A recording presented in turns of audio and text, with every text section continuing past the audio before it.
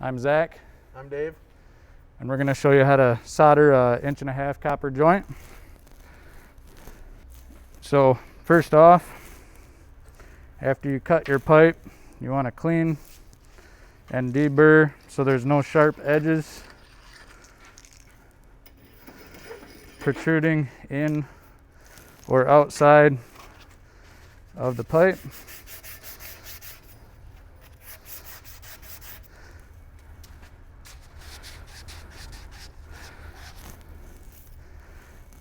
And you also want to clean and check for burrs on the inside of your fitting.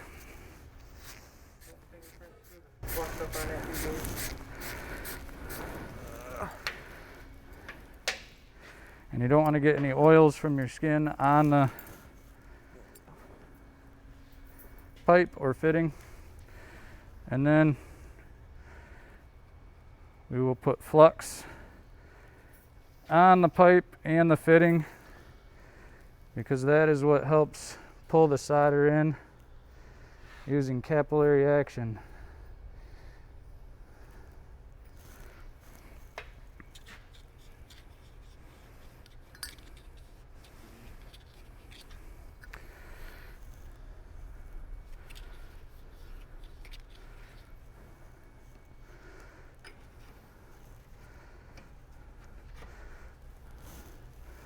Want to remove any excess flux from the outside of the pipe.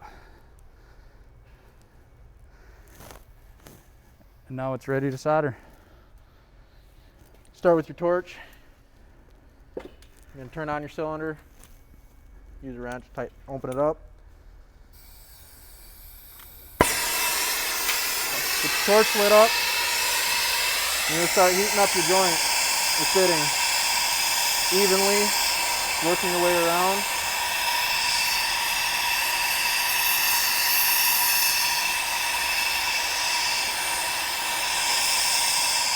All the way around.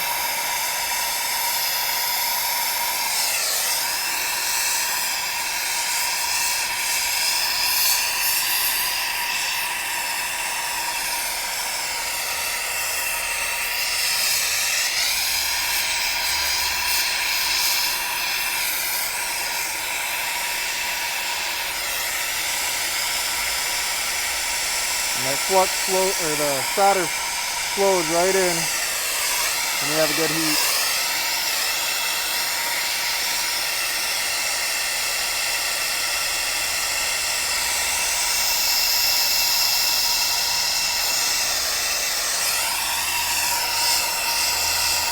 And the solder is going to flow to the heat. You can see he's got his heat focused on the back side towards the center of the fitting.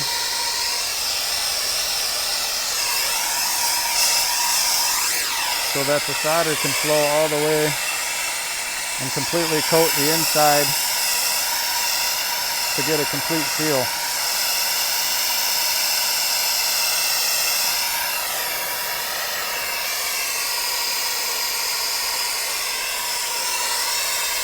You want to wipe up any excess.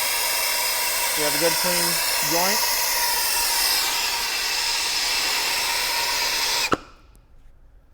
Go ahead, yeah. Let's let it wet. Let it wet. It's still pretty hot.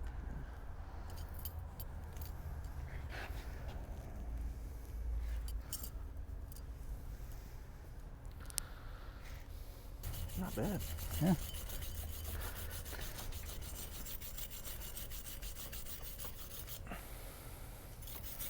That's probably good. Cool enough? Yeah. So after cleaning and inspecting your joint, you want to just look and make sure that you don't have excess solder outside on the pipe.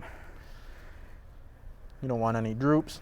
When we say droops, we mean like globs of solder hanging off the bottom from when you had it falling down, gravity coming into effect and pulling it down. And you want to wipe off extra. And if it's even here and you had your heat focused in the center of the joint, you should be assured that you have a good joint.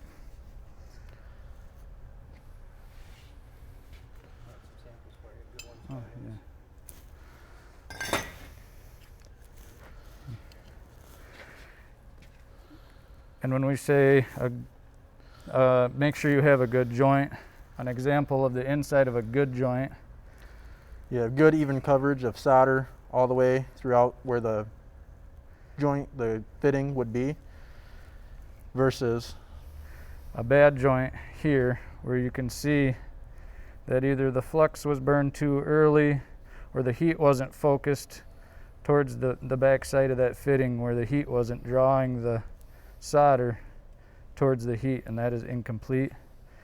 Here looks like we had an air pocket and couldn't quite fill it before the flux was burned up, so that capillary action from the flux flowing couldn't pull that solder and fill that void, so that could potentially cause a leak.